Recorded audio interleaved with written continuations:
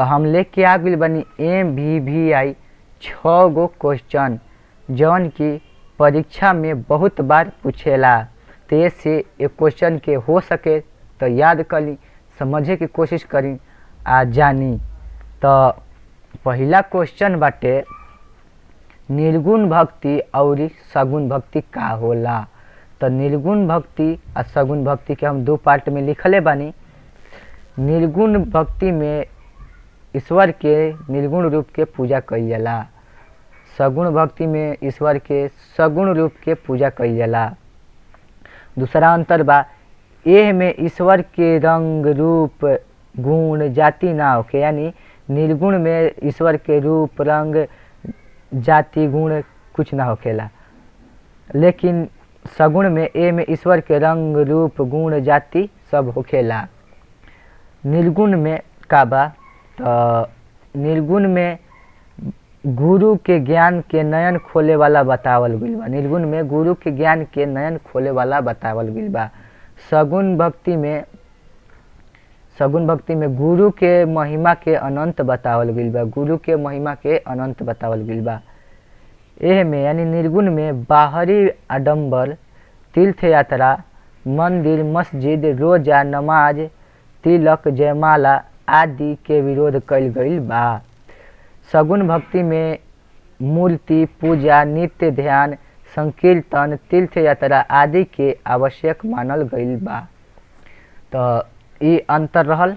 पांचवा अंतर बा के निर्गुण भक्ति में ईश्वर के निराकार बतावल गइल बा। निर्गुण भक्ति में ईश्वर के निराकार बतावल गइल बा, जबकि सगुण भक्ति में ईश्वर के अनेकन रूप के अवतार के वर्णन बाटे। एमे निर्गुण भक्ति के कुछ उदाहरण बने कबीर, रहीम और बहुत से, और सगुण भक्ति के कुछ उदाहरण बने तुलसी, सूरदास, मीरा और बहुत लोग। तो ये रहा पहिलका इम्पोर्टेंट क्वेश्चन। अब आई दूसरका इम्पोर्टेंट क्वेश्चन पर। तो दूसरका इम्पोर्टेंट क्वेश्चन बा, छठ पर्व काहे लोकप्रिय बा। तो छठ पर्व जवना के षष्ठी पूजा कार्तिक शुक्ल पक्ष में मनावल जाला। ई पर्व बिहार, झारखंड, उत्तर प्रदेश अउरी नेपाल में भी मनावल जाला। अब एकर लोकप्रियता काफ़ी ज़्यादा बढ़ गइल बाटे अउरी दूसरा देशन में भी ए पर्व के लोग मनावे शुरू कर दिहले बाटे। ठीक, अब अउरी आगे के आंसर बा के छठ पर्व की लोकप्रियता बढ़ता काहे कि एह त्योहार में छठ माई के पूजा होला, जिनके सूरज भगवान के बहिन मानल जाला। छठ माई के सूरज भगवान के बहिन मानल जाला। यह पर्व के शुरुआत चतुर्थी के नहाय खाए से शुरू होला आ सप्तमी के समाप्त होला। ये पर्व में कौनो मंत्र, कौनो मूर्ति, ना ही कौनो पंडित पुजारी के जरूरत होला। ये पर्व में समाज में एकता बढ़ावेला। ये पर्व समाज में एकता बढ़ावेला, जे कारण अमीरी गरीबी जात पात सब दूर होखता। तो ये पर्व यही से लोकप्रिय बा। आगे को क्वेश्चन बा, धरणीदास केकरा के भाग्यशाली मनले बनी आ काहे। धरणीदास केकरा के भाग्यशाली मनले बनी आ काहे। तो धरणीदास भाग्यशाली ओकरा के मनले बनी जेकरा पर गुरु के कृपा रहेला। काहे से कि धरणीदास के अनुसार आदमी के हृदय में अंजोर वो समय होला जवना समय गुरु के उपदेश मिलेला। ये कारण से हृदय में प्रभु जी उपजेलन और जब ईश्वर से भेंट ना होखे तो जिंदगी अकारथ यानी बेकार हो जाला। भगवान यानी परमात्मा धनी बानी, यहाँ के थोड़ा भी कृपा दर्शाइब तो जिंदगी संवर जाला। आ ये जिंदगी के संवरे खातिर गुरु के उपदेश बहुत जरूरी बाटे। ये जमाना में उहे भाग्यशाली बाटे जेकरा पर गुरु के कृपा बा। तो ई संत धरणीदास कहले बानी, इहे लोग के भाग्यशाली कहले बनी जेकरा पर गुरु के कृपा बा। आगे के क्वेश्चन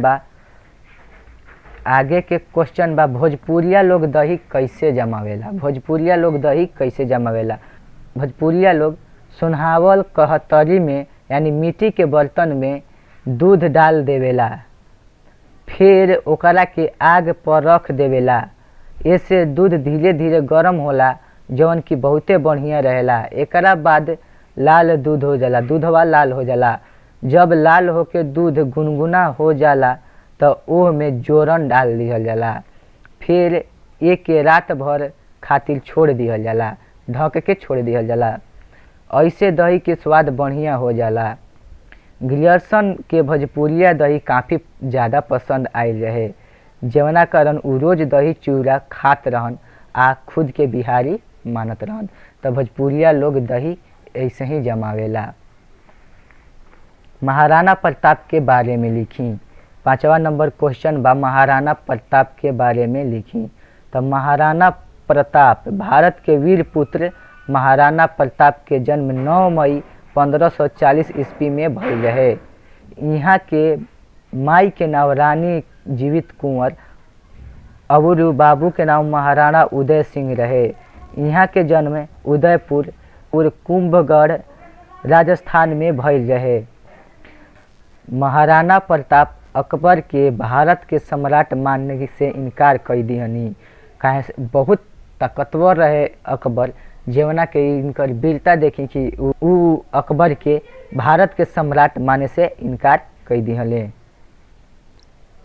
इनकर भाई लोग धोखा दे दिहलन, लेकिन अकबर से जम के लड़ाई कैले, जौन हल्दी घाटी के युद्ध के नाम से जानल जाला। यहाँ के निडर होके अकबर से लड़ाई कैनी, लेकिन यहाँ के सेना कम रहे। यहाँ के बहुत वीर रहनी जे कि मुगल शासक से लड़े के जिगर राखत रही। इनकर वीरता के गाथा गौरवपूर्ण बाटे। तो ये रहल 5वां क्वेश्चन। लास्ट क्वेश्चन बा तवन इम्पोर्टेंट बा। तो एमे बाटे कि सुनीति कुमार चटर्जी और गिरियर्सन के बारे में बताई। सुनीति कुमार चटर्जी और गिरियर्सन के बारे में बताई। तो सुनीति कुमार चटर्जी और गिरियर्सन भाषा वैज्ञानिक रही जा। का रही जा? भाषा वैज्ञानिक। गिरियर्सन इंग्लैंड के रहनी और चटर्जी भारत के रहनी। ये दोनों जन भाषा के वर्गीकृत अपना अपना तरीका से कई लोग अपना अपना तरीका से भाषा के खंडित वर्गीकृत कैले लोग। और आगे गिरियर्सन 17 भाषा के उल्लेख कैनी और चटर्जी 12 भाषा के उल्लेख कैनी। ये दोनों लोग के भाषा वर्गीकरण में कुछ कमी मिलल, जवन की ई रहे कि बाकी के भाषा के का होई, बाकी के भाषा के का होई, का उ भाषा ना हो। ये बहुत बड़हन कमी रहे, काहे से कि 17 गो आ 12 गो भाषा नहीं के बहुत ज़्यादा बा। जब गिरियर्सन भाषा के सिद्धांत के खंडन कैनी तो सुनीति बाबू एकरा पर आपन शोध प्रबंध कैनी। बाकी ये बात के गिरियर्सन बुरा नैखन मनले आ बड़ी खुशी से उनकर शोध के भूमिका के लिख दिले बाणे। तो ये रहल VVI जितना क्वेश्चन रहा 6 गो, जो बहुत जरूरी बा, तो एक याद करी जैसे हो सके तैसे। तो धन्यवाद। ए वीडियो में चैनल के सब्सक्राइब करी।